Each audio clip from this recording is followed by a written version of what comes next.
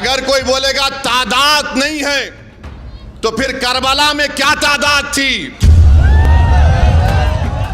बदर में क्या तादाद थी। याद रखो आप, असदुद्दीन ओवैसी एक पार्लियामेंट में अल्लाह के करम से रहमतुल आलमीन कमली वाले के सदक़े में 540 पर भारी पड़ता है कदमी।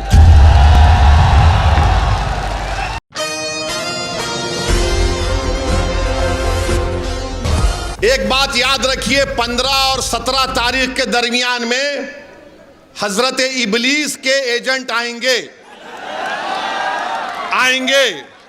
आकर आपके कान में खुस करेंगे और क्या बोलेंगे, अतीक जीता तो क्या गवर्नमेंट बनाएगा, अतीक जीतेगा तो क्या मंत्री बनेगा, अतीक जीतेगा तो क्या करेगा।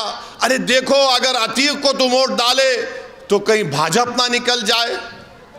तो उसका जवाब, ये वायरस फैलाएंगे कोविड का, ये कोविड का, मेरे पास इसका वैक्सीन है, तो अभी से इन लोगों को इंजेक्शन देके जा रहा हूं और जिस्म के किस हिस्से पे दे रहा हूं आप तय कर लो, मैं नहीं बोलूंगा कुछ भी।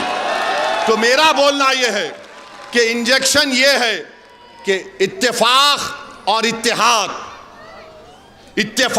इत्तेहाद इन तमाम ताकतों को शिकस्त दे सकेगा।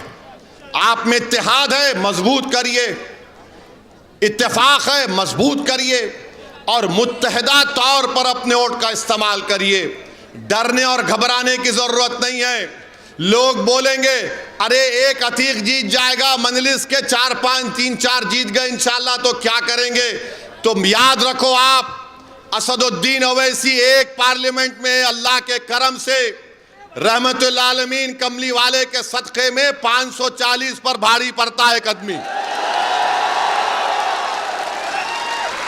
तो तादाद, अगर सुनो, अगर कोई बोलेगा तादाद नहीं है तो फिर करबला में क्या तादाद थी, बदर में क्या तादाद थी।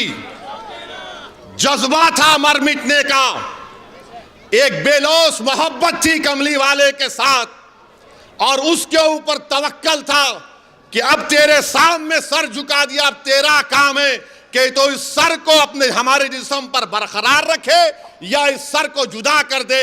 मगर जब हम अपना दिल दे चुके, जब हमारी सोच पूरी हो चुकी है, तो मेरी आपसे गुजारिश है कि आप डरने और घबराने की जरूरत नहीं है। ये लोग आकर आपको कंफ्यूज करेंगे, अरे नहीं बाबा ऐसा सोचो, ये गलत है, एक मौका दे दो उनको, फिर एक और ड्रामा होगा, ये मेरा आखिरी इलेक्शन है, इसके बाद मैं नहीं आऊंगा। ये भी डायलॉग मारेंगे क्योंकि हम लोग उसी जगह, उसी कबीले के ना हम लोग, हमको सब समझ में आता। मगर इन तमाम चीज़ों पर आप नोटिस मत लीजिए। आपकी जिम्मेदारी है कि जो तकालीफ इस विधानसभा में है उसको दूर किया जाए। जो उम्मीदें आप वाबस्ता करके रखे एक आमदार से, उसको पूरा हो जाए। जो जुल्म का एक माहौल यहाँ पर बना हुआ है उसका खात्मा हो। जो लोग ड्रग्स का इस्तेमाल या बेच रहे हैं उनको भी एक पैगाम जाना चाहिए कि तुम हमारी नस्लों को बर्बाद नहीं कर सकते।